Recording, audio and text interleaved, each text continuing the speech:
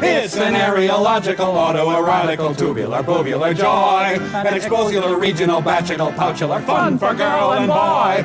A latissimal, dorsical, hung like a horsical, caliphalygical ball. The most bunular, funula. Fruit of the lumula. Frenchical, tongular. Wabada, bobular, funnular, fruit of the lubular, frenchical, tongular, wabada, bobular, testicle, auricle, smirtus, bobular, tussa, particular ball. Hey!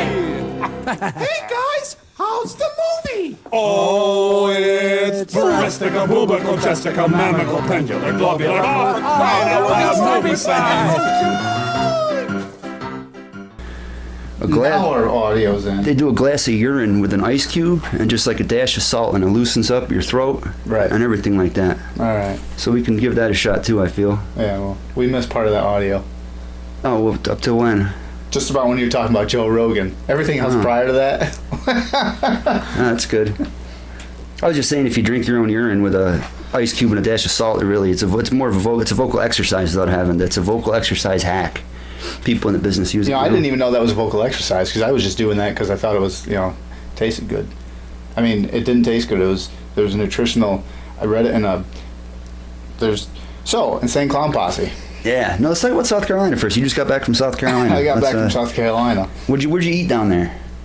To be honest with you, I ate a lot of burgers. Like good ones or like from McDonald's and shit? Did you go to McDonald's? Fuck no. Good. I didn't even go to McDonald's here. Good. And it's literally like 100 yards away from me. No, anytime I'm out of state, I refuse to go to anywhere unless it's like a matter of pure convenience or I'm wickedly hungover, That's the one thing we did do is when we were coming back, actually, we went to Subway, which is also right next to me. But that's Subway, so, Yeah. Now, when we were down there, most nights we had delivery because Amanda was in love with delivery. Yeah. Where'd she grow up before she lived here? Here. So she's small town. Yeah. Well, she was not doing She was Amish, so she was 12, right? Yeah, Amish, still kind of Amish. Didn't do well in the sun because of the ginger. Yeah. She was Johnish. She got kicked out of the Amish, right? She did. Using suntan lotion. Yeah. Damn commies. That's crazy. I know the Amish don't like commies. So where'd you eat down there? Did you have any fast food down there? Yeah. But everything was delivery. So, we had pizza from a couple different places delivered on the first and last night, and then everything in between that was like there was a fried chicken place, so I had like mashed potatoes and all that stuff delivered to us. I ate so shit. Good fried chicken down there, man. It actually was. I ate like shit though down there, like awful. Like you're on vacation too. It was the third or fourth night. I was like, man, I really just I want to grill a steak or chicken or something. But we didn't really, or I didn't really eat a lot other than that night. I pretty much drank coffee and sat on the balcony or just walked the beach like a typical middle-aged man that's contemplating his life and what the hell. Yeah, kicking seashells and stuff. Yeah. Found shark teeth on the beach. The last day I was there, I was like, fucking kidding me? This whole time looking for shells, so she's gonna start. She found some. She acquired. What did you just say? She had there was seashells, right? Yes. She found big, huge seashells. I saw in there. Yes. She had. You gotta go to like 4 a.m. to get something like that, right? No, well, no, you go down at like 7 a.m. Really? There was one we went down at it was a little before 6. We were all up and like, well, fuck it, let's just go down there. So we went down and looked for shells and stuff. We picked up shells because she has the idea that she... make wind chimes, right? Wind chimes. I told her, I'm like, listen, they sell them for $40 down here. I go, you do that upstate, you can sell them for $50, $60 maybe, if they're, the shells are decent enough. So, with that in mind, the entire vacation we were down there, whether it's in the morning or during the day when we're out there with my daughter, she's picking up shells, bringing them up. Using it to justify ordering more delivery food? Yes. It was 100 pounds of shells, James. A lot of work. $10,000 worth. Yeah. See, we brought home, and you know how you bleach your shells and all that kind of bullshit? Mm-hmm. Probably a good inch worth of shells in the bottom of my tub, completely filled. Jesus, it smelled like salt and... No, it didn't smell at all, actually. I was shocked, because there was nothing living this time. Last time we went to the beach, When we went to Boston last fall, we brought home 2 little fucking crabs. I was like, what did you do? How did you manage this? But, no, overall it was a good trip. I got a lot more than 2 crabs when I went to Boston. We went to the zoo out there. That was interesting. So I got sized up by a fucking baboon. Was it? Where was the zoo? I don't know. It was maybe a mile and a half inland from where we were staying. I don't think I've ever been to the zoo out there. It was really close from where we were. It wasn't a long. It was maybe a 10-minute drive. You got sized up by a baboon. He was looking at you and shit. Yeah, I threw a fucking peanut to it. I go, here you go, guy. He could sense that you were like looking down on him. He looked at me. He's like, and he was watching me the whole time. So I was like, maybe he likes me. So I chucked another peanut. He takes it, eats it, just stares at me. So out of curiosity, I didn't throw anything at him, and I just stared directly into his eyes. Mm-hmm. Well, he didn't like that. If you widen your eyes, I've done it to wolves. They get like, what the fuck? Oh, he was. She has a video of him. And you just looked at his eyes. He turns around. Yeah, that's what I did. I just looked, just blank stare right into his eyes. Yeah. He turned around and he shoves the fucking like metal door in back of him. Starts huffing and puffing and comes back over and just stares right back at me. I'm like, he wants to fight me. That's awesome. A baboon wants to kick my ass. That's really cool. Yeah, but aside from that, I mean, it was regular zoo down there. It was all, well, I shouldn't say regular, because half the animals are actually allowed to just roam free. Was it like a sad zoo? Like there's kind of fucked up exhibits and shit? No.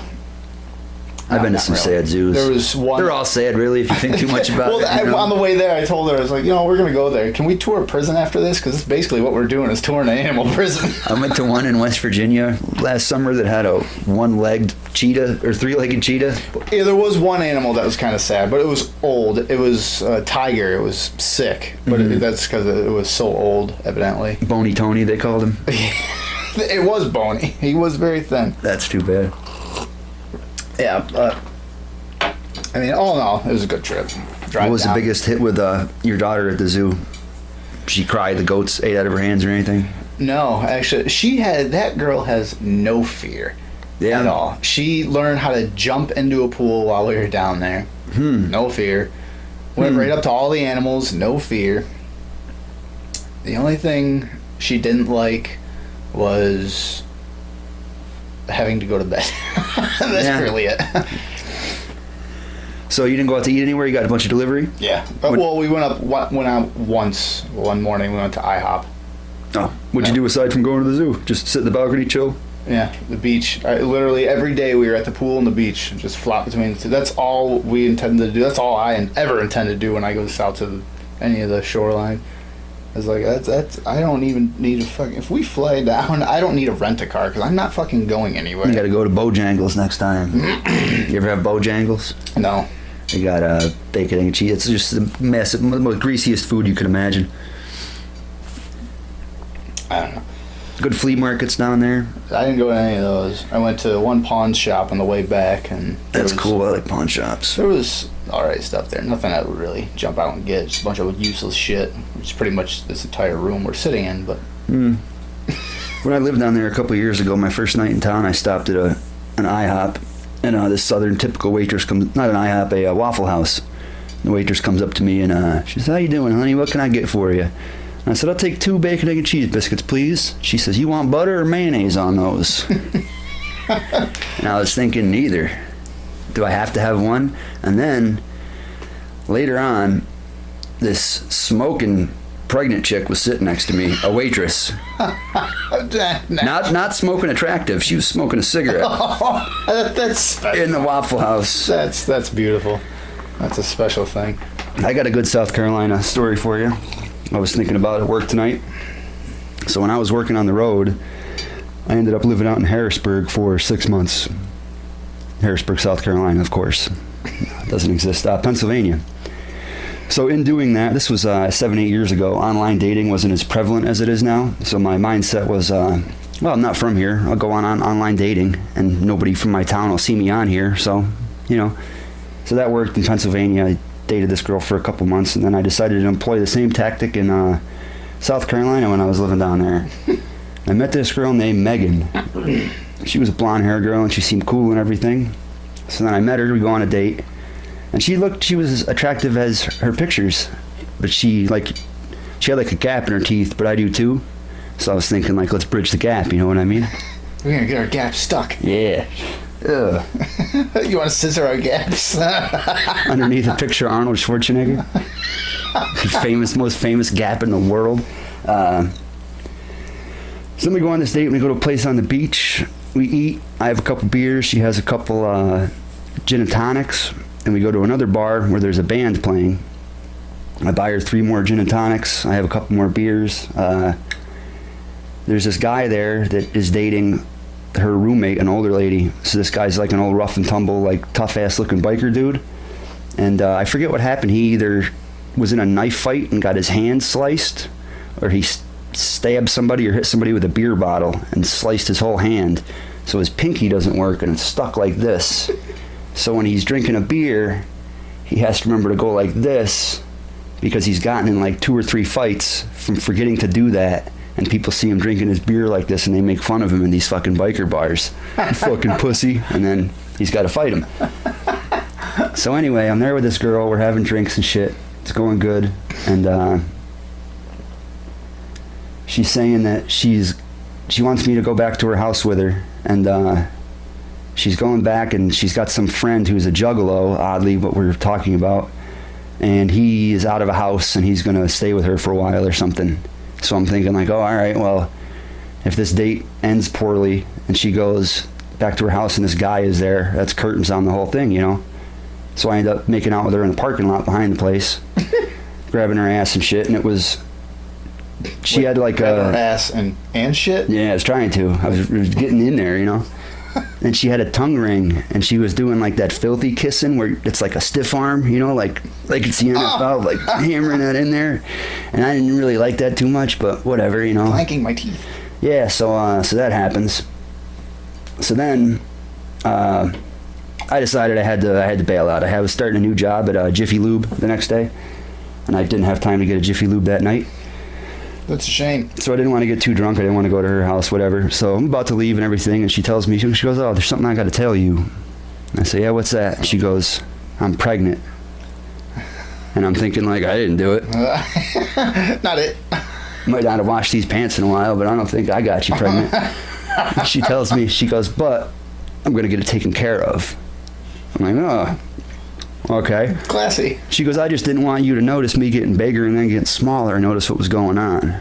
So at this point now, I've not only made out with a pregnant woman, I've bought 6 drinks for her. So then, obviously, that dissolves entirely. And sometime later, a year or 2 later, I look her up on Facebook. She had the kid and became a stripper. So that kid owes me like 6 drinks. And I owe that kid an apology because I'm probably the reason his fucking eyes look like the Goonies or some shit. Isn't that something? We have to make a road trip down there and find this kid and like, listen, you got to fucking pay up. And he's going to apologize. I'm just here to come. I'm here for the entertainment. That was something. Imagine that, though, being lied to and hearing all that at once. Like, oh, I just fucking sucked face with a pregnant girl. That's awesome. That's my big South Carolina story. Oh, Jesus. That was something, though. What else we got on South Carolina? What other experiences did you have down there? That was it. Just regular family vacation. That was it. Figuring out the whole Cinemassacre thing, that belt design, and that was the drive down. Just kind of pondering that, like, what am I gonna do? And then daydreaming. I was like, man, where could I go with that? Mm-hmm. And then figuring out what the hell we're gonna talk about in the next cast, you with Charlie. And then, yeah, that was pretty much it. I didn't think about anything else. Insane Clown Posse. ICP, yeah. So, if I could start with this, unless you'd like to. Go ahead. The last album I bought and listened to in its entirety was the Hell's Pit. Absolutely. We were 18 when that came out. I was 20. It was 2004. Oh, I thought we were Well, you're 1 year older than me, something like that. Yeah, it was 2004 when it came out. It was like October, no, September, somewhere around there. It was right around Halloween when that dropped. So I was like 19. I always thought I was 18, but I thought it was funny that after that being the last album I bought when I was 18 or 19, when I was an adult, I kind of moved away from it, you know? I think I had heard The Tempest in one of the listen stations, so you could skip through it, and I didn't like any of it. And then I think I listened to Bang Pow Boom on the listen station and didn't like any of it. And I know you said there's issues with that. Yeah, I mean... And I've stayed away for years. I haven't... Actually, last time I was in South Carolina, I picked up some sort of Mikey Clark boxed set with all kinds of remixes on it that I was interested in. And I got that. I got a Hell's Pit Wraith remix album that I was interested in too, because it's the old stuff remixed, and there was a few on there I liked. So I haven't listened to anything since then. And in preparation to do this podcast, I was going through their Spotify and writing down some of my favorite songs, and I decided I was going to listen to a new album on the ride home. The brand new one that just came out? I still have not. Deadly Fred. Yeah, whatever it is. I still have not listened to that. Okay, so I'm going to get it. The name, I'm like, oh, Red Deadly Fred Fury. I'm like, that sounds perfectly stupid for me to listen to on the ride here to bash on. Yeah. So the intro, I get through 2 songs, I listen to it, and I'm like, oh, well, I don't want to bash on them, but it's all right. Not that they had it, but they still got it, what they had, you know? Yeah, their new stuff is hit and miss. Then the third song, some where I you can skipped. tell that it's like, all right, this is a filler, or they just lost it. And then there's other ones that are like, this is pretty fucking catchy, I like it. So I get those 3 songs on the way to the gas station. They're okay. I skip one of them. And then the one I listened to on the way home from the gas station is called Night of Red Rum or something like that. And it was excellent. Yeah. I didn't think there'd be one album on that song that I would listen to and be like, oh, that's going on the playlist. That's dyslexia. Dyslexia. What is it? What? There would be one album on that song. Oh, yeah. Yeah, you're right. Yes. Can I kill this fan in here? I'm cold. That's why I'm... Yeah, hit the long one. So I really enjoyed that song, man, and I thought it was awesome, and I was really surprised, and I enjoyed it as much as I did. And in deciding to listen to that album at work, even though I thought it would be shitty, there was part of me that was like excited about it because I listened to the shit loud and everything, and it's been so long. And that song was really good, the Red Rum one. Then after that, I started listening to a song called Triplex. It's kind of like Suicide Hotline, where Shaggy's like, you have something to live for. But in this one, I'm your doctor. Can I speak to so and so? Which personality's here? And one of them he talks to is a guy named Fat Hank, and he goes, oh, Fat Hank, are you there? And he goes, hold on. Yeah, and I want to fuck a fat lady and have fat babies and love them and shove them into a fat microwave oven. And I lost my shit, man. I lost my shit. And then throughout the whole song, each character has like 2 or 3 raps, but it's a short little, like 4 bars or something, with just a lot of rhyming in it, and it was freaking hilarious. So kind of like an episodic theme, like in one song, kind of like Piggy Pie or whatever the hell it was. It's like each chorus is like an episodic story for that specific character. Oh, or Halls of Illusion. Yeah. So I was really surprised putting on this new album with a stupid name, Red Dead Fury Road, hoping to dog it, and then not only hearing I heard some of the old stuff I love, the real cool production, the funny stuff. Shaggy actually raps a little bit better. I never had a problem with his rap, but I've never thought he was good at it. I thought he just said funny shit and yelled and was amusing, but he's Shaggy is actually off, from what I've heard anyway. I've heard him do freestyle, and he's horrible. Oh, yeah. Horrible freestyle. Yeah. Jay, on the other hand, he's fucking pretty good. I'm not going to say he's fantastic, because there are freestylers out there that are just like, run circles around him. Yeah. That'll run circles around their written stuff. But, yeah. But yeah, Jay's pretty good at freestyle. Shaggy's not. Shaggy's really good at writing his shit down, though. Like, yeah. Really imagine that whole thing. Now, all right. With ICP, before I get into like favorites and this and the other thing, Twisted. I still say, like I'm right out front. Obviously, because I got a bandana. Like I'm out front with it. It's like, yeah, I like ICP. No mention the bandana. Don't forget about the $300 belt on the table. Well, I have this $20 bandana. I'm obviously a fan. That's worth more than $300. Okay. I get ripped off. I sold that for $300. Anyway. I'm like out front with my fandom for ICP. I think they're great, and there's a lot of people. Yeah, absolutely. And there's a lot of people that I wouldn't call myself a juggalo because I'm not going to be one of those people. Yeah, woo woo. Like I don't do that shit. I'm just now at age 34, not turned like bumping Twisted downtown and being like, yeah, fuck it. I bump any of my music. So I mean, it'll go from like Bro Job to like Cannibal Corpse or BT Bam, right to like Bing Crosby and shit like that. I'm picking up a lot of sound off your collar. Pop your shirt off.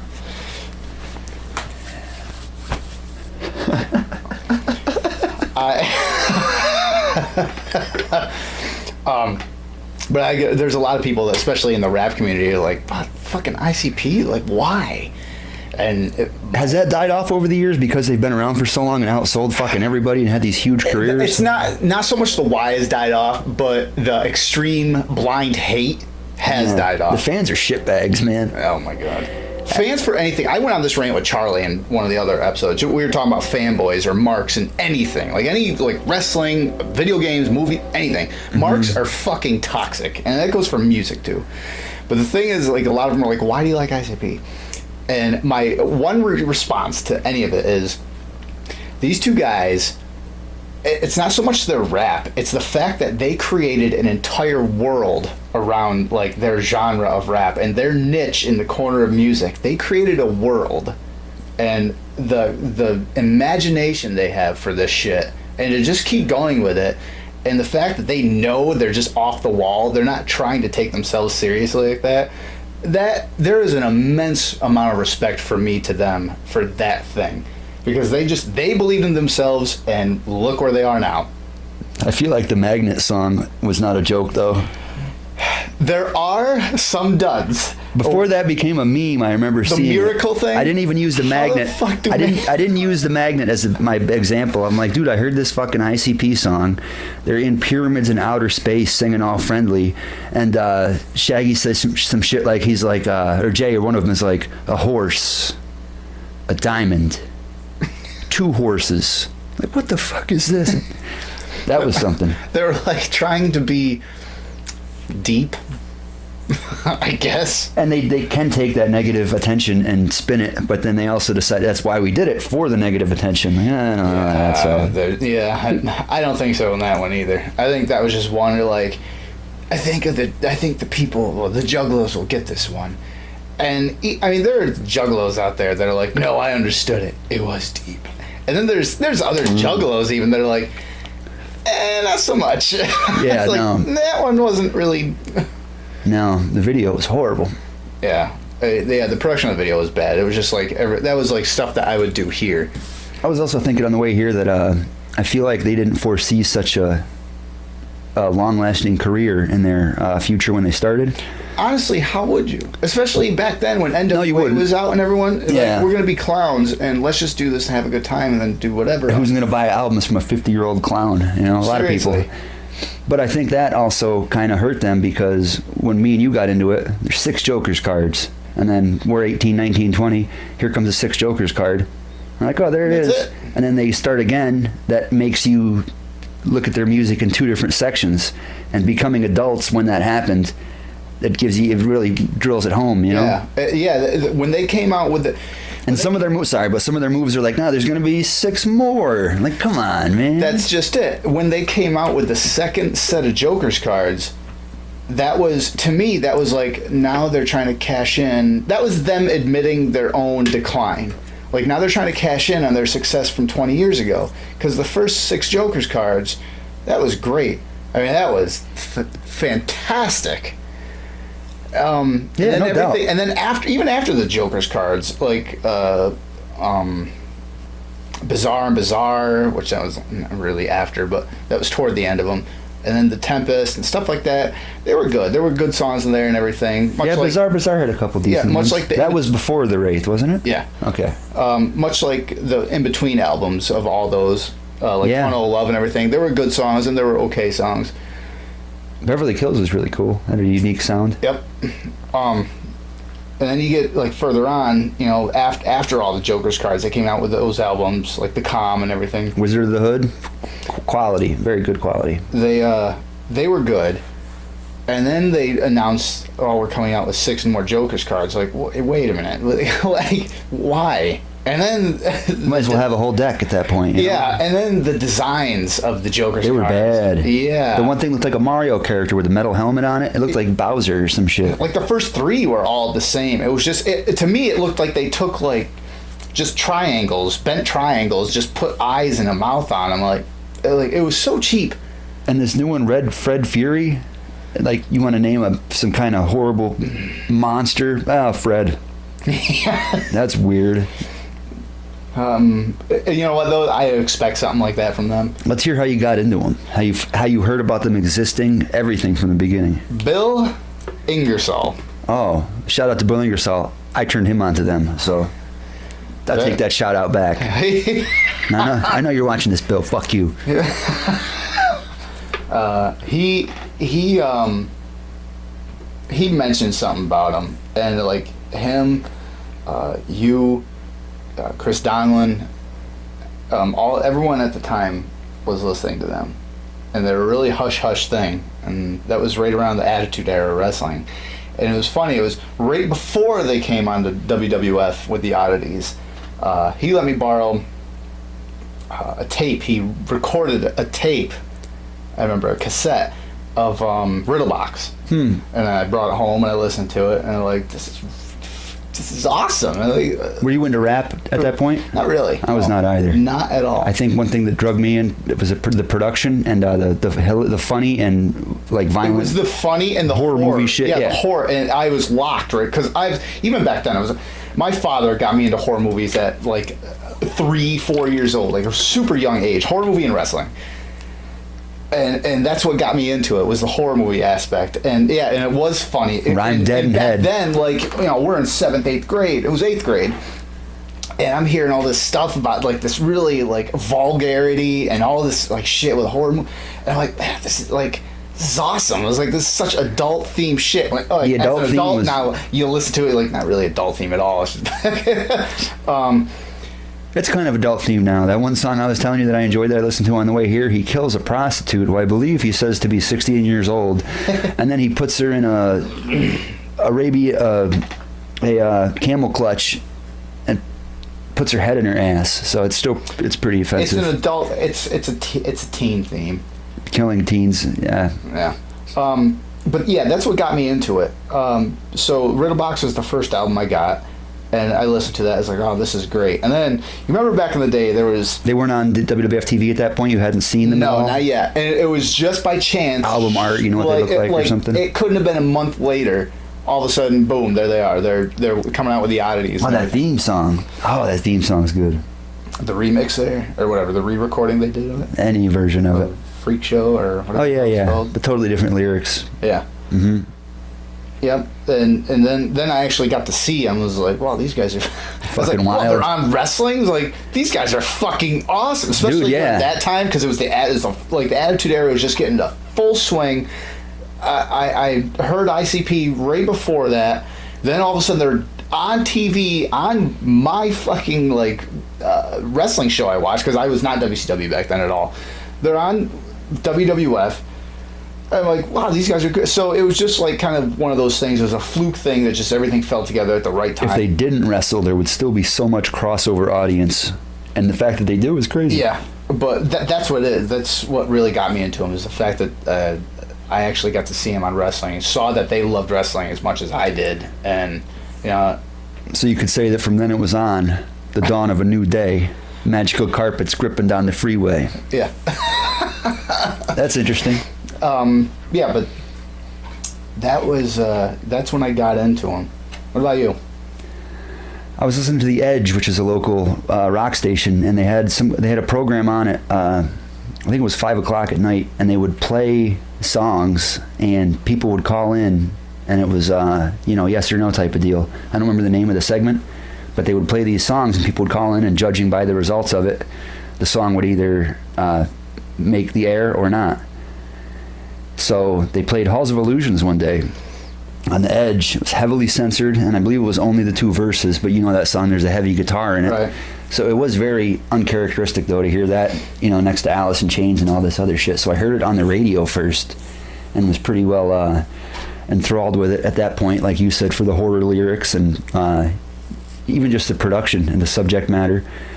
So at that time in my life, I was ripping off remember you could join Columbia House or BMG and get like... Yes, I was going to bring that up. Get 12 DVD CDs and they call your house and be like, yo, I'm 16. Yeah, that's how I actually got Riddlebox, The Great Malenko, Jekyll Brothers, and Forgotten Freshness 1 and 2. Those are my first 4 albums to ICP. Didn't cost me a penny. I was ripping that thing off in like 4th grade, getting shit that I just heard older kids talking about. I got like TLC. You ever hear... Go chase some waterfall. Another night, another dream, but always you. Real McCoy, that horrible techno shit. I got like Grateful Dead. Like anything I heard was cool, I would get. But I got Great Malenko from that.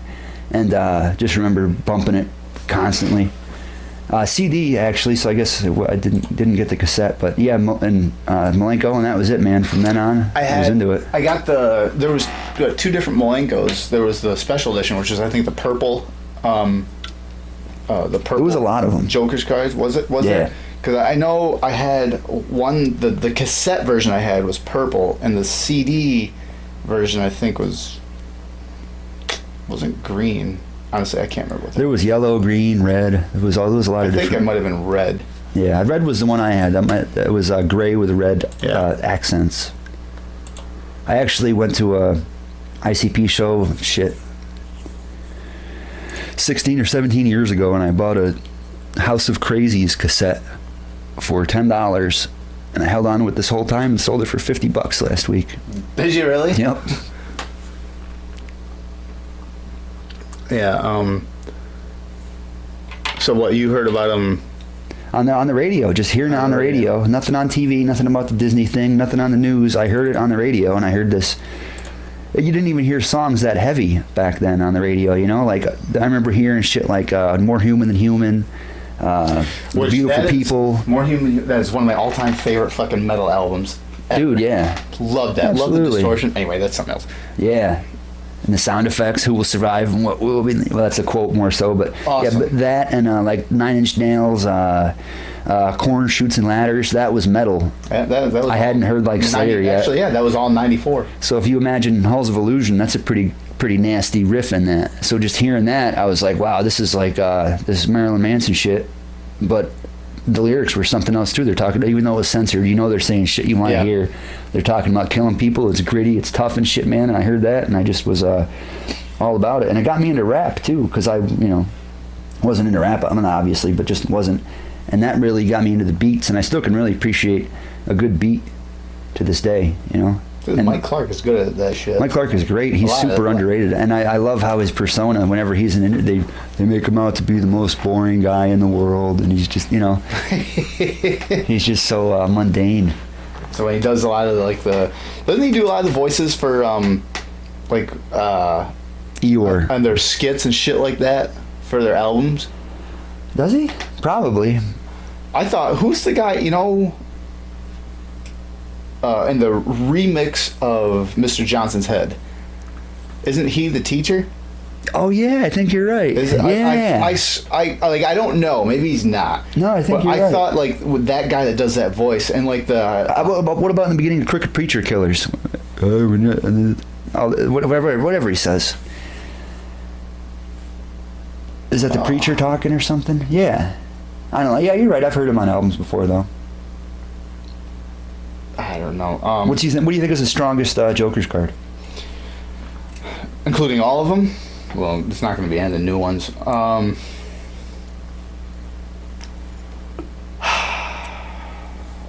lot of people say Riddlebox. Actually, you know what? For the longest time, I said Jekyll Brothers. It was my favorite. Hell's Pit you're going to go with? Hell's Pit. That's a solid one. Hell's Pit, I think because it was so Halloween themed, and I am a huge Halloween fan. It struck so many chords with me. I was like, there's like some of the songs at the end of it like bowling balls, and I'm like, That sucked. yeah, wasn't a fan of that. But like the first part of the album was just like it was song after song. I was like, this is great. Like it was fantastic. Like Sedatives and oh shit, I can't even remember. Actually, Tap Tap in My Room. That one's great. Yep. I actually went through all the albums before I came over here and wrote down my just about a dozen of my favorite ones. CPK, Suicide Hotline, like, the Truly Alone, Burning Up. Every day. Burning Up. I like that is so hard to fucking rap to. Oh, I love you have to have good lungs to do that. Yeah. Like And the one you mentioned, Falling Angels is good. What's the one you just said a couple ago? The real depressing one, Truly Alone. That has a very good remix on the Wraith remix album. Does it? Yeah, that's a strong one. Yeah, but that's probably my favorite of the original Joker's cards. Then right after that, that's interesting. I mean, it's at the time, 10 years ago. Well, that's your favorite. That's the newest one, but now so much time has passed. You can look at those on their own. Yeah, that's a solid choice, I feel. Of right after that it would always flip flop between Jekyll Brothers and the Ringmaster. Like I fucking Ringmaster's interesting. There's some weak spots on that, but there's some really good stuff. There's on weak there spots too. on all of them. I mean, really, you go through like. What about Malenko? Does Malenko have weak spots on there? I don't think it does. I see. My issue with Malenko is that's like their version of the Overplayed album. Yeah. Like, because everyone fucking loves Malenko. And, like, honestly, I didn't listen to it for a long time. Like, I got sick of hearing about it. I got sick of hearing it. And then I listened to it after. I was like, yeah, it's a good album. A couple years ago, man, I was at work, and just in my head, I got to hear Southwest Voodoo, man. And I listened to it quite a bit. I have a couple of remixes on here of Southwest Voodoo mixed with some other song. I can't remember. But they're two songs. Yeah, it's Mike Clark thing. That's one of those albums, right? Maybe. Yeah. Southwest Net Cutter or some shit like that. All right, now I wrote down some of my favorite ones. Only 8 of them. Albums or songs? In order. So, off Carnival of Carnage, one of my favorites would be Carnival of Carnage, because there's no lyrics, but it's an awesome beat, and it's... Did Mike Clark do that, do you know? I couldn't tell you. I like that beat. That's just I thought it might be a good example of some stuff he does. And Loons, also known as Net Cutter, off Ringmaster, is excellent. That one's got a cool story to it. This one, I was trying to think of my number one favorite song. Without consulting lists, I came up with Coming Home off of Riddlebox. I like that one a lot. Yeah, that's a good one. That's a good outro song. I like how they have some of those meaningful outro songs. Yeah. Hey Vato, that's just a fun one. Yeah. Burning Up, I got. Schizophrenic, of course. Amy's in the Attic, that's cool. Awesome That's song. horror movie shit. I love that whole album. That whole album is That was on gold. Terror Wheel? Yeah. Okay. It's with the smog. Yeah, with Schizophrenic too, yeah, man. Yep. That's And there's only, I think, 6 songs on that album. This one of those. Yep. Like, yeah. LPs? Great. Yeah. Great. And then 4 Dark Lotus songs. I have The Walls. That one's really cool. That's Are these the 3 albums or just off the first album? Well, I got the ones I listed were off ICP, and then I got 4 off of the Lotus albums, and then just Black Rain, because that's the one that kicks in after the intro. Yeah. Sick beat. Past the Axe, that's actually their number 1 on Spotify, which is not surprising, but that's cool production. I love the violin and shit. And we danced. Last time I did Acid, man, I turned that on in my living room and just was fucking, that was awesome. Singing along to it, and like, you know. They, You don't know. You've never done Acid, but I know. Trust me. Believe Probably me. most people. And we danced. Actually, probably not a lot of people are going to listen to this one as soon as they see ICP in the title. Like, fuck am I? Why We're leaving to South Carolina. But you know that you hear that song North Carolina, Come On and Raise Up. Yeah. It's a South Carolina one. It goes, South Carolina, come on and raise up. Whip your pants off, spin them around your head, wave them like a boat propeller. Not as popular as the North Carolina one. It was by Magical. It was Mystical's cousin. Yeah, it's Mystical Magical. Yeah.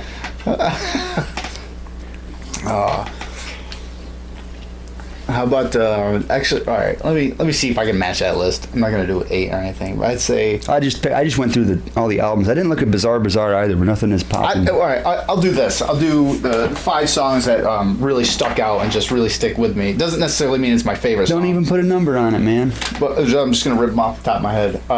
Songs that really stuck with me. Their cover of "Let's Go All the Way." Oh yeah, Everyone like I said, I didn't hit Bizarre, but that's awesome. That one stuck with me. "Real Underground Baby." About like what 16. That's cool. Song. That's a mix. Yeah. That was a cool just shout out to their whole career up to that point. "Ghetto Freak Show." I like that one. I can only think of the hook on that. What album is that on? That's off Carnival Carnage. Oh, that's the old one. Yeah. Yeah. How about "Black in Your Eyes," where they just talk about savagely beating up women? Yeah. That doesn't age well. No, that one doesn't. That whole album doesn't really age well. No. They were taking that off re-releases like a year after it happened. Like even back then, it still wasn't okay. Yeah. No. Chicken Huntin', either one, but the remake. I actually started to cover that like a couple of years ago. Oh, the first one's all plucky and stuff, right? Yeah. The remake's the one. But I was going to do the remake, but I was actually going to take it more in a metal direction. Like take what they started to do and just go full metal with it and just run with some it. drums and shit in there. Yeah. Yeah. It was going to be, instead of any electronic, it was going to be all just drums and everything. But actually that tower died and that whole track died with it. So I just never finished. What's that for? And probably after that would be Burning Up, you'd say. No, it would. You would say Burning Up. Was it Walk Into the Darkness? The first actual song. Actually, I'll say this: the intro and Walk Into the Darkness. Because you listen to that intro and then it goes right into Walk Into the Darkness, and that's what really got that. That's why that album just got me. I was like, as soon as I hit play, you're like, all right, because it was like. They actually, I wouldn't even say back in the day, because they still have these albums. You buy those Halloween albums that just, it's all sound effects and shit. Like, I got a bunch of that shit. And the beginning track, the intro track to that album was exactly that. It was one of those Halloween albums with sound effects and shit like that you play for trick-or-treaters and all that shit. And then it goes right into Walk Into the Darkness. And that song was so dreary, and I'm like... Yeah. Yes. Batted their heads like I was Mark McGuire. I am hooked. And yeah, so those would be like the 5 songs that. That's again, funny too. That was the last album I ever bought, and it was so good. Yeah. And then I just maybe because it was so good, the stuff after that seemed too cartoony, or the beats and production was weird, or it was too upbeat. It was probably too upbeat. I don't know. I just kind of fell out of it.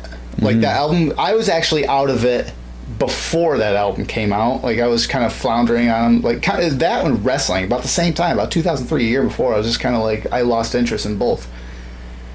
And then like I heard it's like, oh, Hell's Pit's coming out, and I'm like, okay. And I saw the album cover. I was like, that's kind of cool. It's like this cartoon, like comic book looking thing.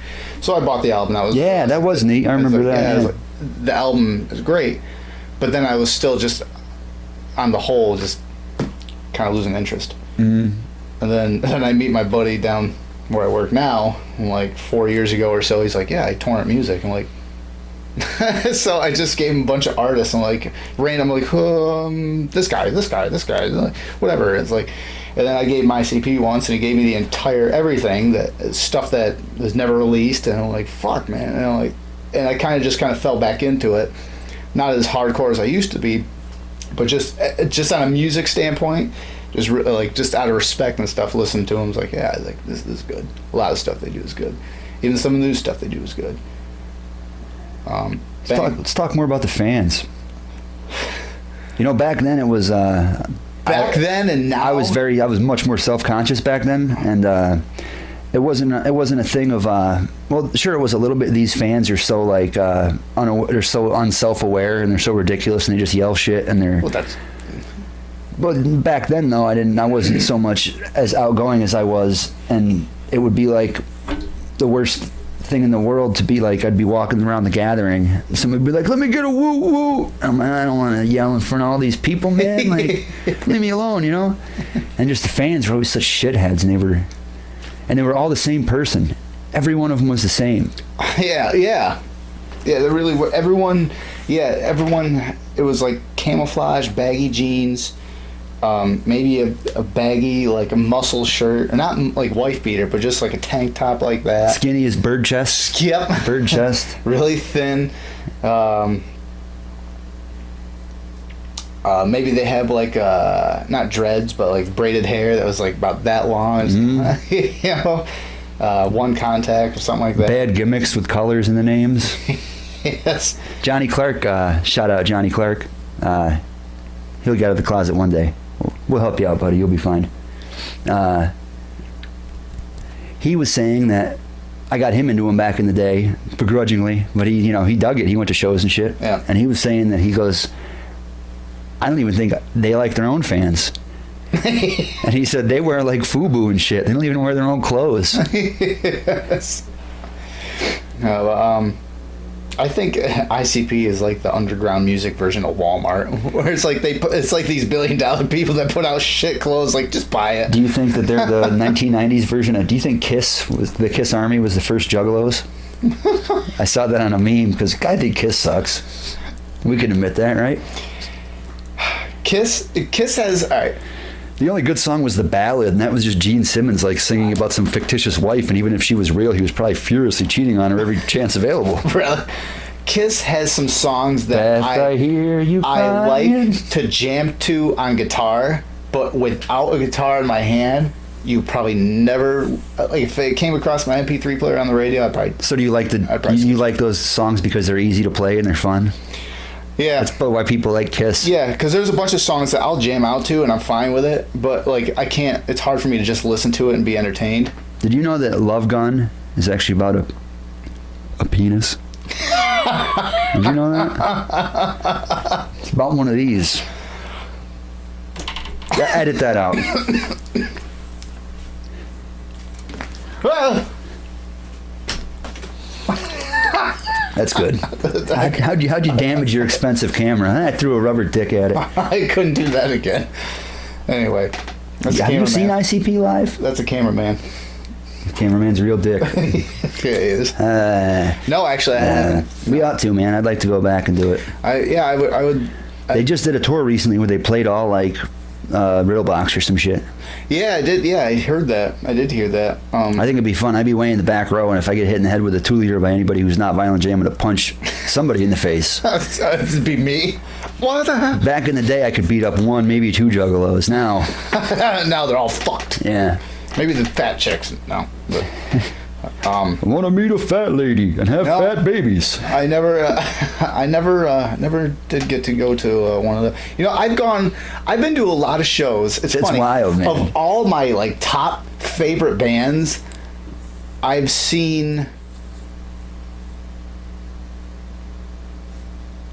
one of them live, Oh yeah, you haven't seen. and it's not even like a upper tier top band. Well, I hate to tell you Acacia this. Strain. Acacia Strain is fucking awesome, and I saw them live. I hate to tell you this, little buddy, but I don't think you're gonna get to see Pantera. It makes me so sad.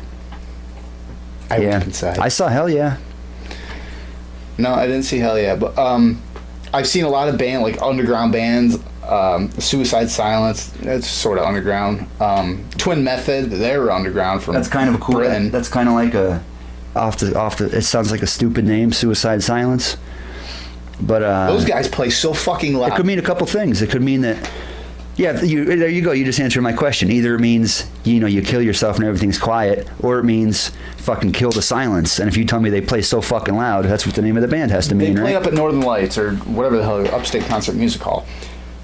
They played that small venue, which holds 1,500 people or something. Best show I ever saw in my life was Rob Zombie there. Yeah. That's a sick venue.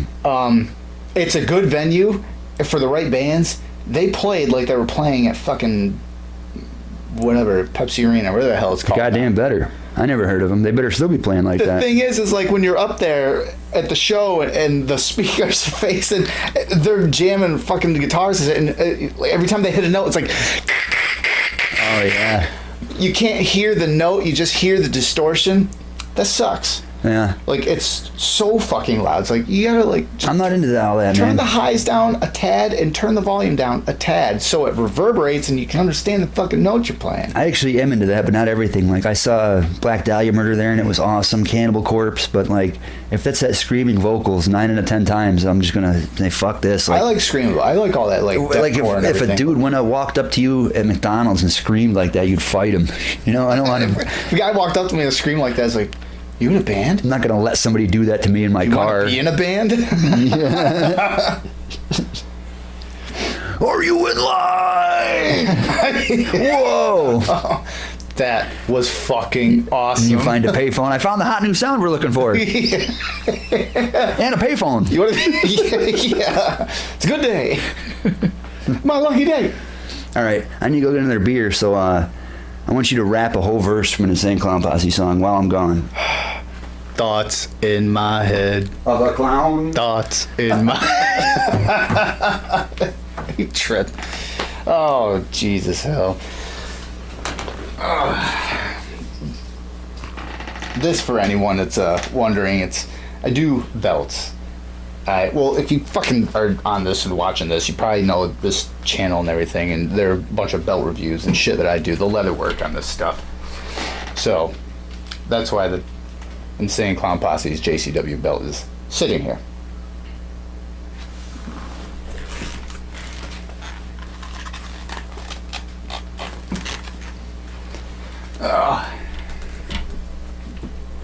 Oh God. I got that ratings booster. Say something.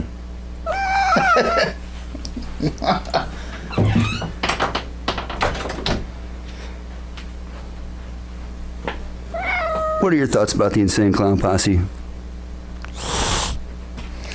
That's most people. Hissed into the microphone. That's most people. Most people have the same reaction. You ask them about the Insane Clown Posse and they just hiss. That was great. Get the fuck out.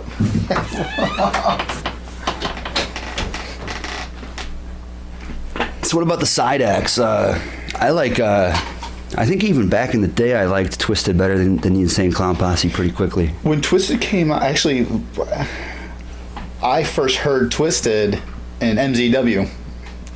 And fucking Pat and, or not Pat. NBK used, NBK used We Don't Die. We Don't Die. Yes. And who else used Twisted? Somebody else used Twisted, I think.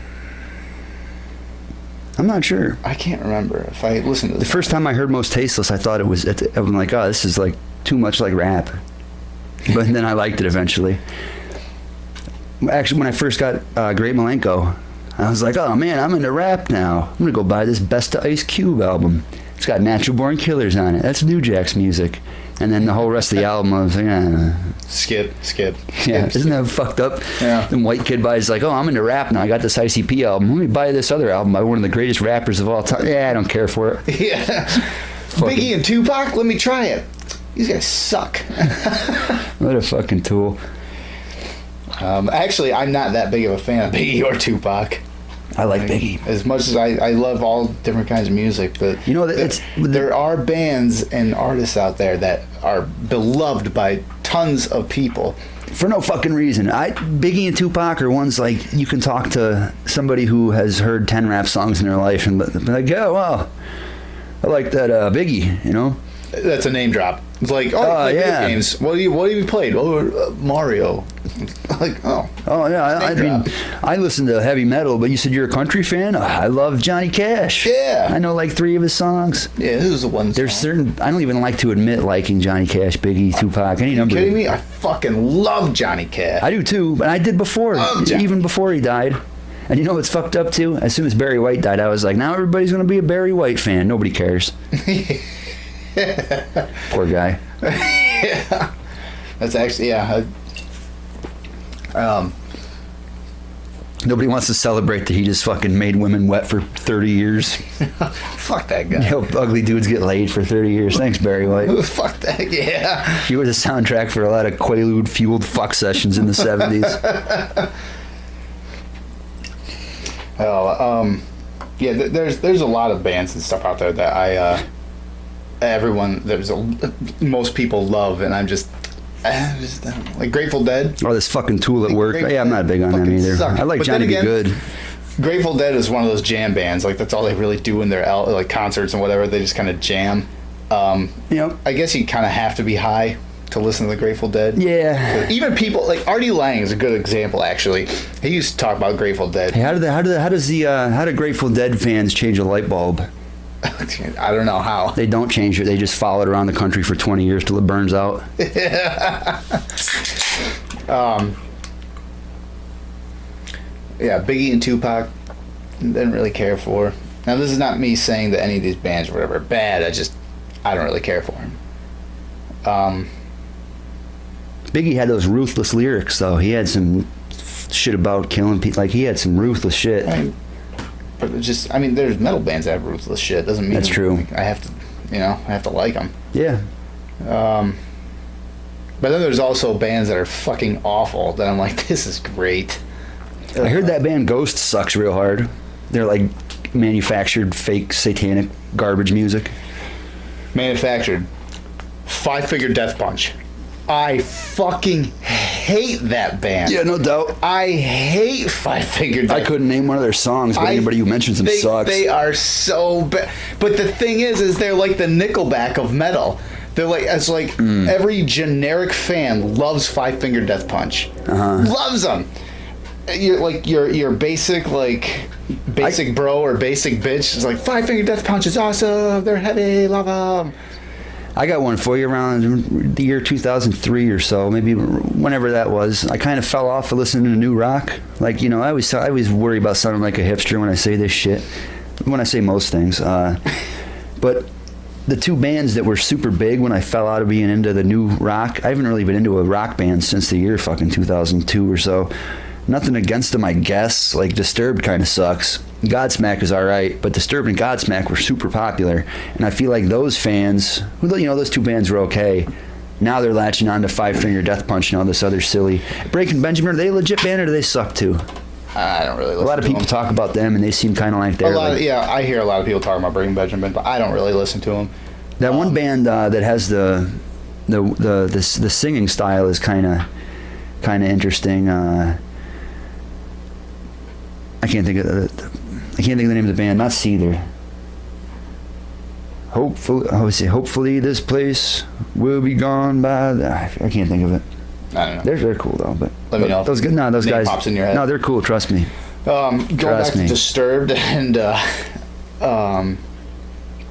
Godsmack. They're much like with any band, their early albums, they were good, original, but 5 Finger Death Punch just felt like corporate manufactured to me. Maybe they aren't. I don't know. I couldn't name one of their songs, man. But they're just the feeling I got every time I listen to them. I feel like this is being forced down my throat. Yeah. And I'm just not a fan of that. Godsmack and Disturbed, both of them had a unique. Actually, Godsmack started off as a Alice in Chains cover band. Really? That's where they got. I love Alice in Chains. Yeah, that's where they got their name from. Song Godsmack. They started off as an Alice in Chains cover band and then just kind of took off on their own. My favorite metal bands, dude, are probably White Zombie and Alice in Chains. Alice in Chains is fucking awesome. I love Alice in Chains. Amazing. I also like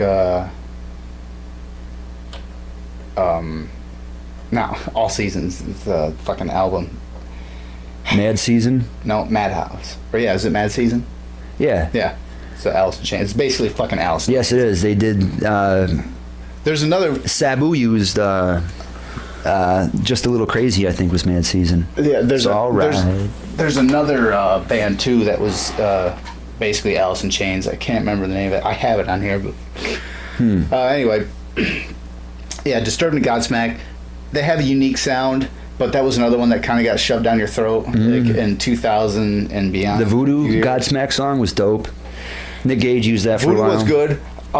Shout out I'll tell Nick you Gage. what album was fucking awesome after the fact was Godsmack's Other Side album, all acoustic.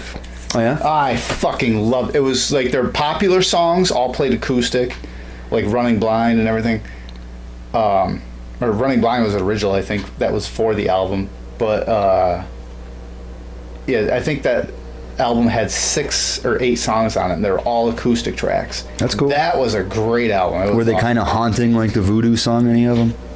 No. I remember watching a DVD of them, and they had a second drum kit rise up through the stage, and Sully and the drummer went like back and forth and had this pretty awesome drum solo battle. But here you go. I don't know how this is going to turn or sound on the camera, but just for an example. Abracadabra, boom shakaday. Like this spiral. That sounds like Tool. I don't like it.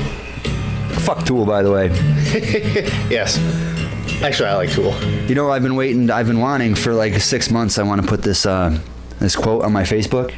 What? It's an Insane Clown Posse quote. So like for a week, I thought about it. I'm like, nah, I know I really want to be quoting Insane Clown Posse at this age of my life. I don't even give a shit. Then I finally decided, yeah, I'm going to do it. But then I decided that maybe it would be mean towards women. I'm going to put, fuck this trying to impress y'all. I'll wear a half shirt and walk a fat bitch through the mall. That's so fucking funny, isn't it? Just the idea of it. Yeah. And Jay was so fat when he said, like, I'm going to have a half shirt and a fat girl, too. How do you like that? You like this? So what about, let's talk about Twisted more. That's how we actually got started about this whole thing. We just got kind of veered off track, but whatever. I just watched an hour interview with them. They're totally off the label, which I like.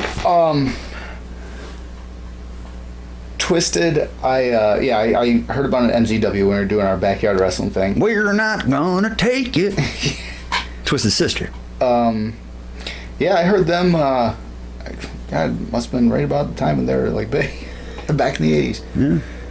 And I didn't really listen to a whole lot of Twisted because I guess in my head I was just unwilling to accept the fact that there were another. I thought it was really rappy, dude. In me, it was just another ICP. And honestly, in the first or second track, they're using the N-word, and I was like, this is weird to me. Yeah. I thought they were black dudes when I heard the album at first. I didn't think they were black dudes. I didn't really pin a color. I had never heard a black person talk. Like in Canada area, I had never heard what one of them sounded like. Exactly. So I heard that. That's no joke, because back then there was one family, and you had to pay a nickel to get on a bus and drive by their house and look at them.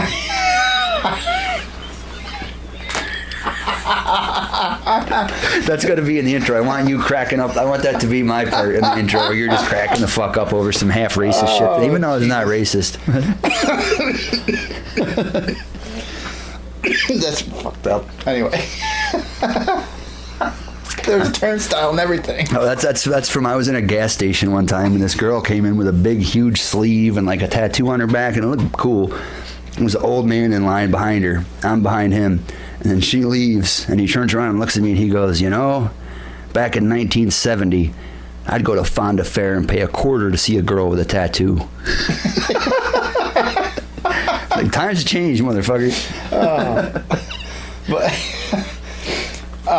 Yeah, anyway, it wasn't until later when I actually, started really listening to him, started downloading off... you remember Winamax, Morpheus, fucking LimeWire? They were the Napster. They were Napster after the fact. At the backyard, one I would watch on LimeWire a fuck ton was a sick ass backyard wrestling montage video set to Disturbed, and it was actually the long version of the song where he's yelling at the end about his mother hitting him or some shit. Yeah. It ripped off Korn, kind of. Sickness, down with the sickness. Yeah.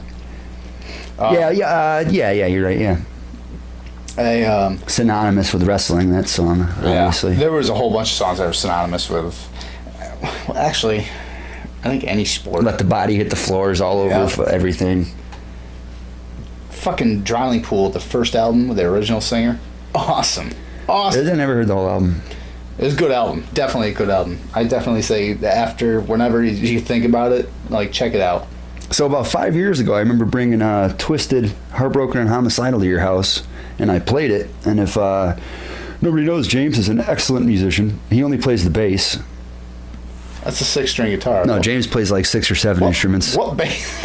You play a lot of instruments and you make your own covers. You'll do a cover of Frank Sinatra and play every instrument. He'll do a Frank Sinatra song one day and then Alice in Chains the next day and then some other wild shit the next day. So I totally trust your musical opinion. And you also someone does. No, it's funny. Not only are you a talented musician, but you have like I got half a chub. not shitty taste. So much. But no, I'm about to ruin it all. All right, good. You have childish, shitty taste in music like I do. Yes, that's true. You know? Like I said earlier, it's like my range of music goes from like between the Buried and Me, which is like, to me, no existing band can fucking touch those guys. That's what happens when you get so good at your instrument, you get bored. Right down to like Jean Lajoie, who does like Show Me Your Genitals, like and Insane Clown Posse and shit like that. Like, I love creativity and art, like, and especially when you bring them both together and whatever you're doing, I'm like, this is fucking. My playlist goes from Iron Maiden to Krayshawn to just fucking. I listen to so much embarrassing shit. But you actually know how to do the you have an eye for music and an ear for music, and a nose for music as well. Smells like shit. Smells like a Gino. So I played that album for you, that Twisted album, and I thought it was a huge compliment you paid to them. You said, "Wow, this actually sounds like real music," and you didn't mean that their previous shit sucked. You meant that their previous shit was like Juggalo shit. You meant that the new stuff was like had awesome violins and cool, whatever. And I thought that was a pretty big compliment you put on them. I've told about 10 people that, in talking about Twisted, that my friend who's a competent musician listened to an album and was like, wow, that's real. That's good fucking music. And they get better and better, man. And now that they're off the label, like in growing up, I don't really have a problem pulling into a gas station, talking about Juggalos and whoop whoop and shit. I'll do whatever. But it's kind of cool to me that they're not going to be saying that shit anymore. Yeah. And still, it's weird because... Do you think it's from Mikey, just the style of music? I'll still have Twisted playing, and people go, oh, that's ICP, right? Oh, no. In people's heads, there's 4 guys in ICP. Is Mike Clark still doing their stuff? I don't know. I don't know. He might be. If you listen to ICP now, I think, or at least there's songs I've heard that, not to go back on ICP, but just for an example, they do a lot of modern style, like Southern rap and trap style. Who does? Insane Clown Posse. Their background, their beats and stuff have been like a trap and Southern rap style of music. Okay. Which is it's like this Boondocks. It's this more. Well, no. That's just kind of like a redneck thing. I mean, like if you listen to like Southern rap and trap, it's a slower beat, and the drop or the hook is, and usually in music when you get a hook, it's like kind of more upbeat and it kind of like it's punchy and right in your face. With that kind of music, it's a little more laid back. That's like the Southern style. Like, who's a Southern rapper? Bubba Sparks? Where's fucking Mike Rick when they need him?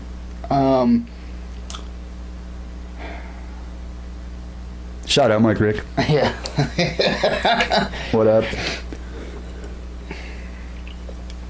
Last time I saw Mike Rick, we were in a non-drinking program, so cheers, bro. Yeah, I'd have to ask him for actual names and shit. I shouldn't have said that. It was not a program. It was we were just we had been arrested. Neither of us. Edit that out. Get rid of that. Don't shout out Mike Rick. Nobody tell him about this. Who? We didn't say his whole name. What? Yeah, Michael Ricky. Yeah. Fuck. Damn it. Anyway, so big ups, Bill Ingersoll. They use like a lot of modern rap style in their beats and stuff now. They're smart enough to do that. Well, do you think they glean I shouldn't that say a lot. I think there's songs that they use modern rap style in, which to me, you listen to 20 years of ICP, and then all of a sudden you're hearing like this modern style of like, this fucking mumble rap shit, like yeah. What I was talking about, you being knowing about music, other people would be like, yeah, they're fucking rapping like this new shit. It fucking sucks. But in reality, they're trying to adjust to the times, and at least you can recognize that they're gleaming aspects of. They are, but it doesn't feel right. Like because. Yeah, I would say if they were trying to change with the times, I would say they are, and they've done that through time. But if you're 20 years old, how old were you when Malenko came out? For the last 20 years prior, they had a sound. And now all of a sudden they're trying to change with time. So you have two different sections. You have this sound they've had, and the only difference is that they've gotten better equipment to use, but it's been the same sound through 15, 20 years. And then all of a sudden they're trying to do this new style. If they're trying to do this new thing, that's fine. But to say that they're changing with times, well, that's just kind of crazy because it's out of nowhere. Because they've had one sound here, and then all of a sudden, when they're 50 years old, they're trying to do this thing that 20-year-olds do. They're forcefully attempting to adapt. But to me, It doesn't feel generic. It feels like they're purposely lifting from other styles to. It doesn't feel. It's like wrestling now. It's like they're trying to do something, and it's like no, like stick with the formula that works. Like this formula's worked for you for so long. But maybe. But hey, if it works for them, okay, that's cool. So it's just my opinion. So you did get into Twisted or not? Yes. Yeah. But here's the thing. I got into Twisted after the fact. Like it was years later when I actually listened to them. I was like, yeah, these guys are good. That's a shame. But then, well, not really, because the music's always there. You can always go back and listen to it. Whatever. It's a nice thing about music. You don't. We could have been listening to it together, though. Is what I'm saying. You don't have to listen to whatever at that moment. It's music. It'll always be there. Yep. So you can listen to it whenever. And then they separated, had the falling out with ICP. That's beautiful. That was beautiful. They had this falling out with ICP. So then I'm in the same predicament as I was back in the day, because when I first heard Twisted, to me it was just another ICP, and my brain was like, no. When I finally got into them, they're better rappers though. They had a falling out, and now my brain is like, no. So I have to force myself to listen to shit like that. They discuss it a little bit on the new album. It's kind of cool. I've heard some interviews with them and with ICP. It's funny because long one. They don't mention it a whole lot. ICP, unless these interviews are conducted at different times, I've heard interviews like ICP doesn't want to talk about it. Where they did ICP the one. was like, oh no, we're fine. It's like they're going off doing their own thing. But then you hear Twisted, like, fuck those guys. Like, so you don't know. No, I saw one they were talking about the Eminem diss song, and this was very telling to me. Jay was like, oh yes, we went in the studio. We had one of our homies record the voice. I'm like, you don't even want to say it's Mad Rocks. Like, you just say it's one of your homies. And I'm going to take a leak. Do a verse from your favorite Twisted song. Just really hammer it out. You know what I mean? Spit on the microphone like... Take your pants off and spin them around your head like a boat propeller. South Carolina. South Carolina. Wasn't that North Carolina?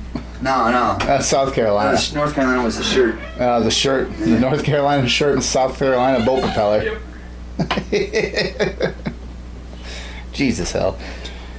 Yeah, so with that said, I have to now force myself to listen to new Twisted, and which I still haven't done. I don't think anyway.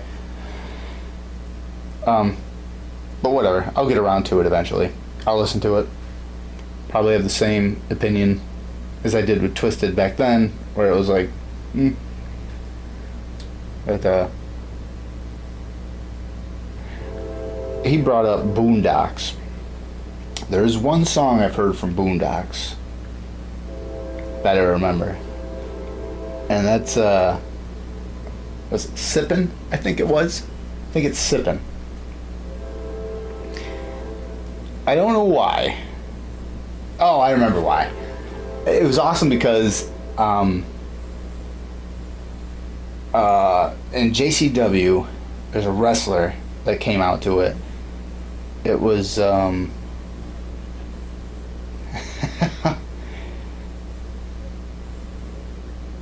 balls. What's his balls name?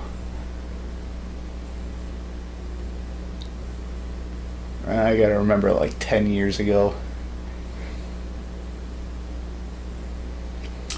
Anyway, he came out to Sippin'. He'd set his fist on fire for a special move and punch him in the face and shit. We always come out to that song, and I kept listening to it, and I was like, alright, well, I'm gonna download it. I'm gonna check this out.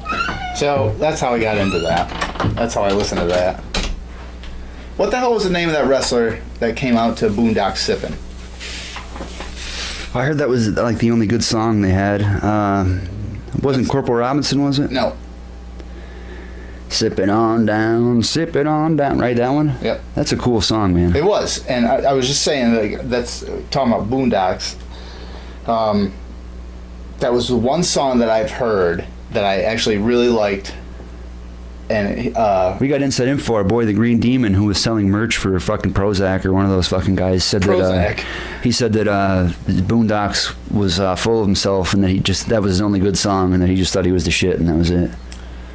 that was like the only good song. At least that's the only song that I heard. That I think I looked up one other song of theirs or his or whatever.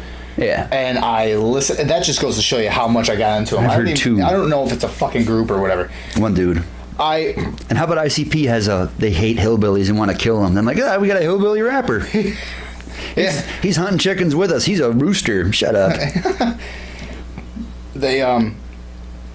Or I listen to them. I try to look up other bands or other songs. I'm like, oh yeah, maybe another album or another artist I get into, and I couldn't get through any other song. Yeah. I couldn't do it. I was just like not interested. The new album I was listening to on the way here, once or twice, some guy came in with a verse, and like I assume it's one of the Axe Murder Boys or one of those fucking guys. It was pretty good. It's cool hearing somebody you don't know. There's so many fucking artists on their label now. Like, what do you think about Blaze? I don't really listen to that. No? Like that's how you know I'm not a juggalo. Like I don't just like listen. It's like, oh, they got this guy in the album. It's like I don't really care. Like you don't know Blaze though? If I or ABK's I know them solid, but I don't listen to any of their shit. Like, I'm gonna bring this home with me. I just didn't care. I think I won this tonight. I went from not being... I need a $600 deposit. I need a 5-cent deposit right here. It's 10.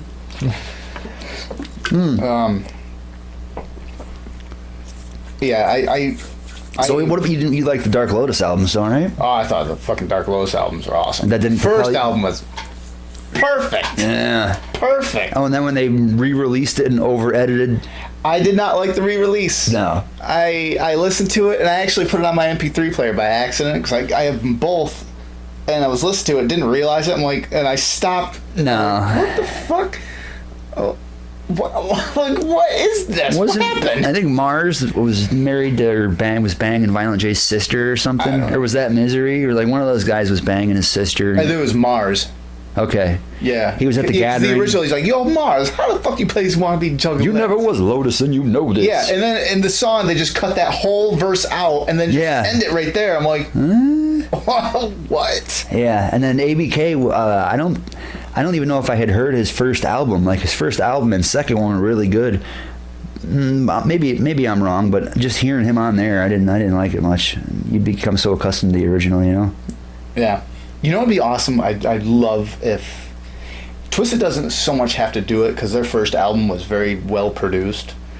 But, and this goes for any like long-standing artist, if they went back and re-recorded their first album all redone like now, like if ICP went back and did that to Carnival of Carnage, like if they re-recorded it now, with some killer equipment and some real bass kicking. Metallica, if they went back and re-recorded Kill 'Em All, kind of with acoustic. Everclear did an album that had like 4 new songs on it and all their hits in acoustic. It was awesome.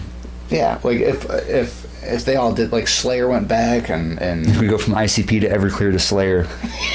Like we're talking about ICP, and I'm like, yeah, Everclear. You're like, yeah, fuck them, Slayer. Yeah, who? Whatever. Yeah, but I always love the idea of them doing that, and of course, I think. Actually, I just heard that there's a band doing that, and I was like, wow, that only took like 15 years of like of someone doing it. It's not even someone I really listen to, but it's just the idea. I was like, yeah, all right. Doug Stanhope was always trying to push the idea of people going back and re-recording their old material, partially just to sell it again. It's like you're 20 years older, you know, you do it again, you know what you're doing, you're a better comedian, your word use. Same idea. Yeah. Same idea, I guess. Or like Vanilla Ice doing Ice Ice Baby, but he adds in a metal guitar and says fuck 2 or 3 times. Like it makes it just he did that already. Yeah, he did. He did that with Korn, I think it was, wasn't it? I don't know, I've seen him. I've seen Vanilla Ice twice. And normally on an episode that we weren't talking about the Insane Clown Posse, people would be like, where the hell did you see Vanilla Ice? But it was at the gathering. You know who would be awesome? Or no, who is awesome, but would be awesome to see live? I wouldn't want to see any other like artists they were playing with. Actually, no, that's not true. I think it would be an awesome show altogether. It would be Snow.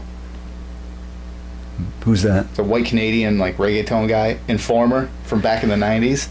And that guy's name is Snow? Snow. And he's called White Canadian because he performs black music. No, he's Canadian. He's a Canadian, a white So it's guy. a double Canadian, meaning. Who it's not black music. He does reggae. Wow. But he does reggaeton. He can fuck right off. He can fuck off, not even back to Canada. He can fuck off all the way around the world and end up in Mexico. He Here's can the fuck off thing. that far. He's like one of the best fucking rappers I've ever heard. Oh, he's a rapper? Yeah, but he does reggaeton. It's all like reggae music and shit. He should collaborate with UB40 and they go fuck themselves. When he spits so fast. It's fucking It ridiculous. smells like maple syrup too, I bet. Maple syrup and chronic. They do have good weed in Canada. That's And I true. tell you what, it's probably that's probably not even a joke. That's probably true. Now what is reggaeton is like? I kind of like that shit. I think that's just people rapping over the heavies, the south of the border type beats, the boom, not the boom bap, but the bass type of. Yeah. Okay, I can. dig Reggaeton is that. like that. Boom, ka, boom, ka. I like. Yeah, that shit's alright. I like Daddy Yankee. That's another name drop right there. That's what that is. It is totally. Oh, yeah. my God, Daddy Yankee. I do say that anytime I meet like a Puerto But you know Rican. what? Anytime I meet a Puerto Rican dude, I adjust my suspenders and my glasses, and you go, how about that Daddy Yankee, huh? It's, yeah, 15 years ago. Oh, I had a guy pull some horrible shit like that on me just recently. I shouldn't even start mentioning it if I don't know what it was, but I just said something like, I don't remember exactly what it was, but it was so off what he said, you know? Shit, it was, never mind, forget it, edit that out. Oh, shitballs. What else we got on ICP, man? ICP, You gotta see him live, we gotta go. I would like to see him live. I would. I was at a ICP show with Hack Outlaw, right? So Okay. behind us, it's in Boston. It's in Westmoreland. No, Westmoreland's in New York. I forget where the fuck it is. Anyway, but it's in Boston. We're at a show in Boston, Was right? the show Jawsome? Yeah, it was. It was great. But there's rows of seats when you get towards the back, and somebody's seated here, and the floor behind them goes up to here. Right. So me and somebody, maybe it was Johnny Clark or Senior Truck, or maybe Jared, this skinny, scrawny, typical Juggalo kid comes running down the stairs full speed, and he gets to the landing, and he slips on soda. He eats shit, and he slides 3 feet, and his foot kicks fucking Hack Outlaw right between the shoulder blades, like as hard as possible. Like, he was a big guy, but the little kid was like 150, but he was sliding his entire body weight and kicked him right between the shoulder blades. He goes, "Ah, you motherfucker!" And he stood up, and the kid was gone. He escaped into a sea of fucking virginity and pimples and juggalos. Sea of Virginity. Speaking of a sea of virginity and a virgin myself, I was at the Chance Theater in Poughkeepsie watching Insane Clown Posse Wayne at about 2:20, and I got up on stage, and the stage is about at the Chance. It's 11. Shaggy titty fucked you. It's no, not that. Johnny Clark hugged him though. At the end of the show, they let everybody That's up. so weird. At the end of the show, they let everybody up on stage, right? They let the Juggalos all up on stage, and people are throwing soda. So they start doing that, and they open up the guardrails, and me and Johnny just happen to be standing there. So like they push Johnny up, and Johnny gets up on stage, and he says it's him, and Jay, and Shaggy, and like one other dude like 20 feet away. They got up on stage, and Johnny goes, he got up on stage, he goes, "I didn't know what to do. I hugged Shaggy." And they fucking hugged each other, and then everybody started throwing 2 liters. But at the Chance, man, I'm this fat kid up on stage. I'm weighing 220, and the stage is like neck level, right? So I run as fast as I can on soda from the 5-foot startup distance, and I do a fucking 230-pound somersault into the crowd. Nobody catches My back lands on the people in the second row. My 2 feet together connect right with this kid's chin and his chest. Like a 230-pound somersault drop kick. I was trying to plant my feet to land, but I planted them right into his chest. And he just flew backwards into a sea of people, and I never saw him again. He disintegrated. You fucking. You killed him. But imagine that. That kid probably tells the story right now, but he's not laughing. I was 16. Imagine seeing that, some fucking fat, not even juggalo, just some piece of He shit. just disappeared. Just some sloppy piece of shit flying through the air. I'm gonna do my first somersault in my life. Bam! He killed a kid. Fuck you, Willy Bubba. Oh, Willy Bubba Hub Lubba Dubba Dilly. We gotta see him live, man. It would be cool to see him live. Yeah. Or- Just stay way in the back. I mean, it was fun getting soaked with soda and shit as a youth, but like if somebody hit me in the eyebrow with a bottle of soda, I'd be That's kind of just mad it. right It's now. like now I get like now you can tell I'm a father and I just older and just miserable now.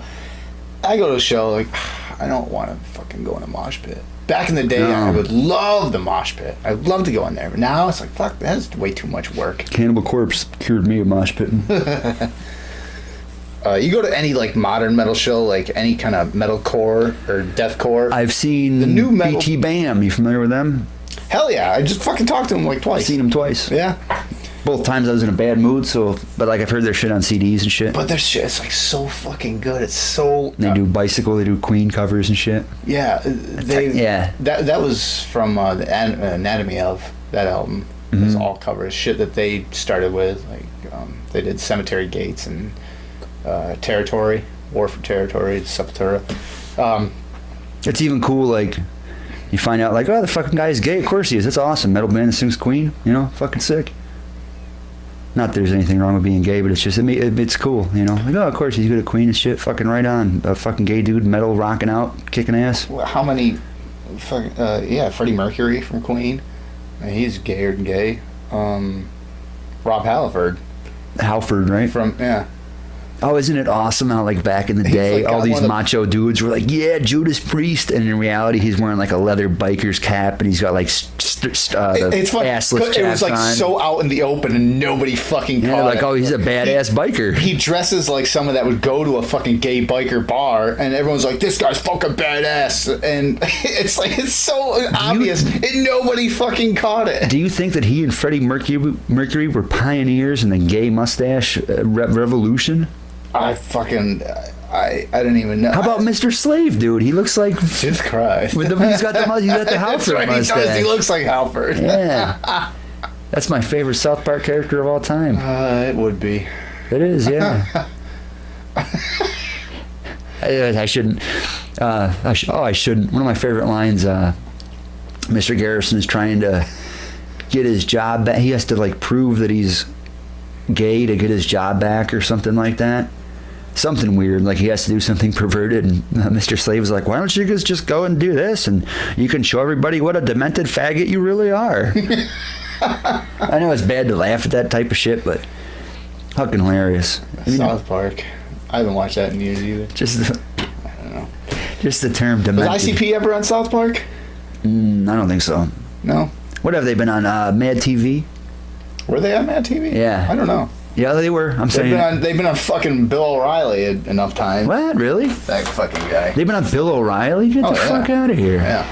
That's you something. watch that interview though. You know, fucking O'Reilly. I hate O'Reilly. He fucking just. Oh, his episode on Rogan was fantastic. He kind of Bill O'Reilly. Yeah. After he got deplatformed, he went on there like a month ago, and there's one point, not to bulldoze you, but he's talking about Joe's telling him some point, and he goes, "Well, Joe, I'll be honest with you, I'm kind of retarded." Yeah, you tell me. And about Joe that. literally, I've never seen Joe fall out of his chair laughing so hard. Yeah. No, O'Reilly. He filibusters. That Okay. and He doesn't filibuster. He just takes the fucking brakes off his brain. He was saying there's been skin farms for years in the mid '80s. They were making chimeras of pig, lamb, human hybrids and taking organs off them. You get a dead man's ACL. You think that's off a corpse? No. Now? Yeah. Yeah. Skin farm. I'm talking organ about, farm. I'm talking about Bill O'Reilly back in like the 2000s, 1990s. No, I'm talking about when he was like the Wolf Blitzer. What's the other fucking guy? Rush Limbaugh. We're talking about different people. Yeah, Rush Limbaugh. That's No, I'm not coast to talking. I'm not coast. thinking Bill O'Reilly. That's like 9. What, I'm thinking Alex Jones, dude. Alex Jones is fucking. That's why I said it. He is a fucking wrestling promoter without being a wrestling. That's promoter. why you said when you imagine how excited. No. Bill O'Reilly he's like one of these five. Imagine if I told you ICP was on Alex Jones. That's what I thought you that said. Would be a magical that's what episode. I thought you said to me. That would be a magical episode. That's why I was like, I gotta watch that. No. Bill O'Reilly. Is that like, sounds really good Fox too, though. News. I know very well Bill O'Reilly. He So anyway, so ICP was on like that. I think I've seen at least their first appearance. He didn't like shit on them outwardly, but he shits on them in his way. Yeah. I think I have seen that. I'm glad that he was deplatformed too. He seems like a fucking scumbag. Yeah. Well, you sucked my dick here. Why don't you have $4 million and go fuck off? I'm glad somebody didn't take the money and actually stuck it to him. No, but because I'm a political expert. I am in my own head. Actually, I'm just kind of opinionated. Aren't we all? Yeah. Let's end this one because we got a second one to do. All right, what else we got about Insane Clown Posse? Closing words? Closing words on ICP. They rhyme dead and head for the 17th time. They double team rhymes. I don't know. It's just what I said earlier. It's like I got such an immense amount of respect for them. Just in the creative world they've created, like the brand name, basically, of what they've created. They say, no radio play. They've had fucking radio play. Not like this crazy radio play here. Most of the Canadian videos and shit. Yeah. Yeah, but they've weaseled their way on TV and radio, like MTV2 and stuff like that. So. Yeah, but in the sense of like the mainstream exposure, is a lot of these other big platinum bands and stuff, they've had none of that. How about Shaggy trying to dropkick Fred Durst? Did you see that? I don't know what that was about, but I saw that. I think it was a work dropkick, I hope. And they have burned Limp Bizkit in their music before, so that makes it even funnier. Nothing came of it. I'd like to see a celebrity boxing between Shaggy and Fred Durst. The next podcast we're doing is a Limp Bizkit podcast, right? I could do one on that. Because I'll fucking go home if we're not doing a Limp Bizkit podcast next. Limp Bizkit, like, that's a whole other thing. I used to dog on Fred Durst so bad. Well, he did it all for the nookie, bro. Fucking asshole. All right, Russo. This fucking dude we went to school with, I'm not going to say his name, Brandon Terrell. He told me one time, he said, dude, I love that fucking Limp Bizkit song, Behind Blue Eyes. And I just looked at him like he was the biggest idiot in the world. I'm like, yeah? You know where that song came from, right? If you tell me that Fred Durst wrote it. Who? This conversation. Who? Yeah. Over. Who's on first? No, he thought he wrote it. Really? Yeah, he said that's why they're so original, man. People hate on them, but they do songs like that. It's great. There's a lot of songs that people think are done by this artist, but actually done by, most of the time it's Clapton, because Clapton's come up with so many. Shout out Elise. Shout out Brandon Terrell, Kevin Bouffard, Joe Argoiles. Shout them out.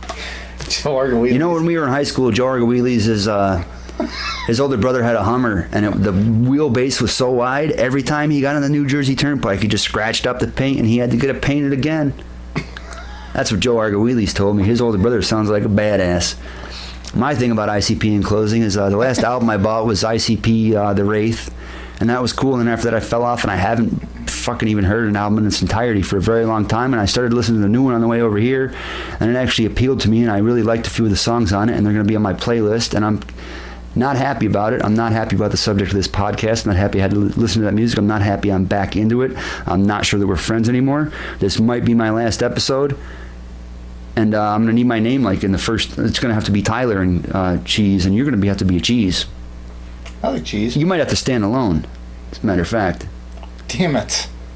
Hi-ho the Dario.